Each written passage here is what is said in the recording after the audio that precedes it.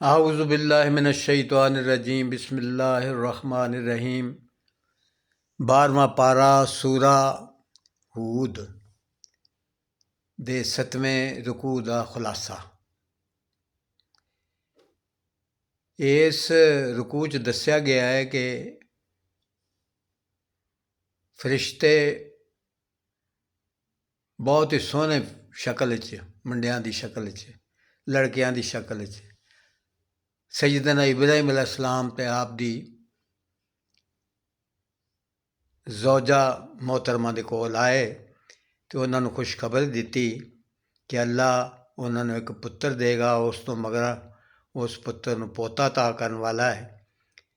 तो हज़रत इब्राहीम अलैहिस्सलाम दी ज़ौजा ने पूछा, मेरे यहाँ किस तरह बच्चा पैदा होएगा, मैं तो बांझ हाँ, मेरे तो बच्चा होने की उम्मीद ही कोई नहीं, तो मेरे शौहर जड़े ने बुढ़े हो गए ने। फरिश्तियां ने आख्या अल्लाह जो चाहे कर सकता है।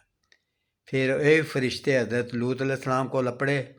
हज़रत लूत अलैहिस्सलाम की जी कौम है ना, वो हम जिनस परस्ती के गुनाह च फसी हुई सी, अगलामबाजी च, लौंडेबाजी च फसी हुई सी।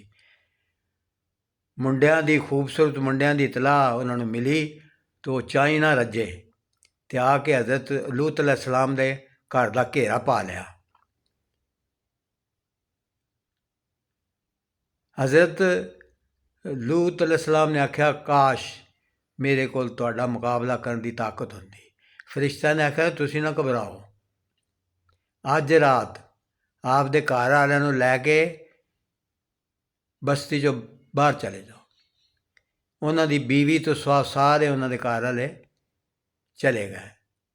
बदकिस्मत बीवी दियां हमदर्दियां उस फासिक फाजर ते गुनाहां च फसी हुई कौम दे नाल सन ते ओह कौम दे नाल अजाब दे विच ही फस गई। अल्लाह ने उस कौम दी बस्ती नूं उल्ट के रख दिता, फिर पत्थरां दी बारिश करके उस कौम नूं हलाक कर दिता।